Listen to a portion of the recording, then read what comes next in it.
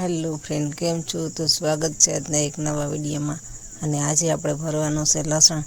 તો લસણ ભરવા માટે જો મેં એક માટલું લઈ લીધું છે અને ચૂલાની રાખ લઈ લીધી છે। તો તમે મારા આ વિડિયોમાં આગળ જોડાયેલા રહેજો। હું તમને લસણનો સ્ટોર કઈ રીતના કરું તે હું તમારી આગળ શેર કરું છું। તો આ રીતના માટલામાં લસણ નાખી દીધું છે, થોડીક રાખી નાખી દીધી છે અને આ રીતના બીજી રાખ ચારી લીધી છે, કારણ કે આપણી પાસે બીજું લસણ છે તે એમાં નાખવાનું છે। તો આ રીતના માટલામાં આ રીતના લસણ એક લેયર લસણનું કરવાનું અને એક લેયર રાખનું કરવાનું છે। તો તમારી પાસે આ રીતના કંઈ કરો તમે કાઢી નાખો એવું હોય ને તેમાં તમે આ રીતના લસણ સ્ટોર આખા વર્ષ માટે કરી શકો છો। તો વિડીયોમાં આગળ તમે જોડાયેલા રહેજો। આ રીતના બધી રાખની લેયર કરવાની છે,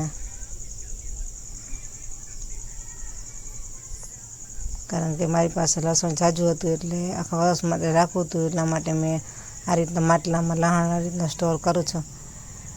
અને આ રીતના લસણ આખું વર્ષ માટે એવું ને એવું રહેશે, બગડતું પણ નથી।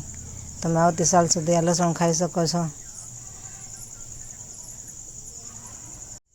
તો પાછું આપણે આ રીતના લસણ છે ને ઉપર રાખને લેયર કરી દેવાનું છે, અને લસણ દેખાય નહીં એ રીતના રાખને લેયર કરી અને આને છે ને વ્યવસ્થિત જગ્યાએ ભેજ ના લાગે જગ્યાએ તમે મૂકી દેશો એટલે આખા વર્ષ માટે એવું ને એવું લસણ રહેશે।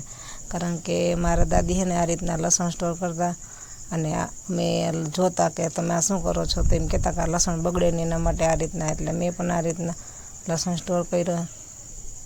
અને તમારી જોડે આ વિડીયો શેર કરજો। વિડીયો સારો લાગે તો લાઈક કરી દેજો, શેર કરી દેજો, અને હજી સુધી જો અમારી ચેનલ સબસ્ક્રાઈબ ના કરી હોય તો સબસ્ક્રાઈબ કરી દેજો।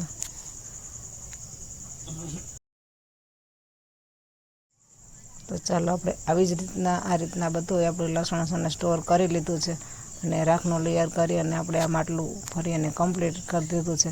તો હવે આપણે આ માટલાને વ્યવસ્થિત જગ્યાએ રાખી દઈશું। જો તમારી પાસે જો આ રીતના જાજુ લસણ હોય તો આ રીતના ટ્રાય જરૂરથી કરજો, અને જો વિડીયો સારો લાગ્યો હોય તો સબસ્ક્રાઈબ કરવાનું ભૂલતા નહીં। જય માતાજી।